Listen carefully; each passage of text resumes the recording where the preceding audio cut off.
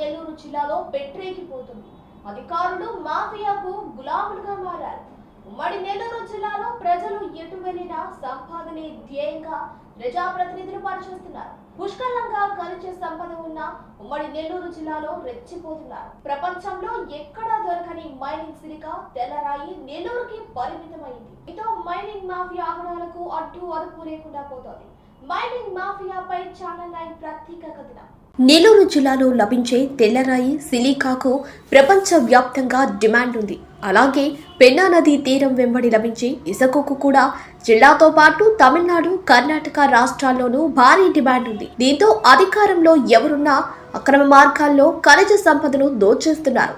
గత వైసీపీ ప్రభుత్వంలో ఉమ్మడి నెల్లూరు జిల్లాలో వేల కోట్ల రూపాయల ఖనిజ సంపద దోచేశారు.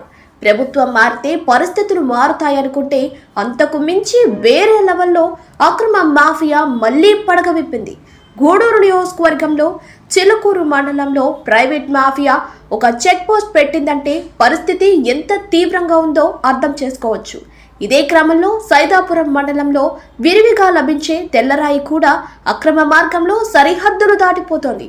అలాగే ఓజలి మండలం ఆర్మీనుపాడులో గ్రామ సమీపంలో అక్రమంగా నిర్వహిస్తున్న క్రషర్ పై స్థానికులు ఈరోజు తిరగబడ్డారు. ఈ క్రషర్ వల్ల 3 గ్రామాలకు త్రాగునీరుతో పాటు వ్యవసాయ పొలాలకు వర్షాధారం ద్వారా చెరువులకు వచ్చే నీరు కూడా రాకుండా పోతుందని, తమ గ్రామాలు నాశనమైపోతున్నాయని, మూగ జీవాలు కూడా బ్రతికేది కష్టమైపోతుందని, ఈ అక్రమ క్రషర్ను నిర్వహించేందుకు వీల్లేదని స్థానిక ఎమ్మెల్యే గతంలో ఈ క్రషర్ను నిర్వహించబోమని మాట ఇచ్చున్నారని, ఇప్పుడు అధికారంలోకి వచ్చాక ఇటువైపు చూడట్లేదని, జిల్లా కలెక్టర్, ఆర్డీఓలు కూడా ఈ క్రషర్కు అనుమతులు లేవని తెలియజేస్తున్నారని, ఇక్కడే టెంట్ వేసుకుని కూర్చుంటామని డిప్యూటీ సీఎం పవన్ కళ్యాణ్, మంత్రి నారా లోకేష్, స్థానిక ఎమ్మెల్యే విజయశ్రీ, జిల్లా అధికారులు వచ్చేంత వరకు నిరసన విరమించబోమని చెప్తున్నారంటే పరిస్థితి ఎంత తీవ్రంగా ఉందో అర్థం చేసుకోవచ్చు.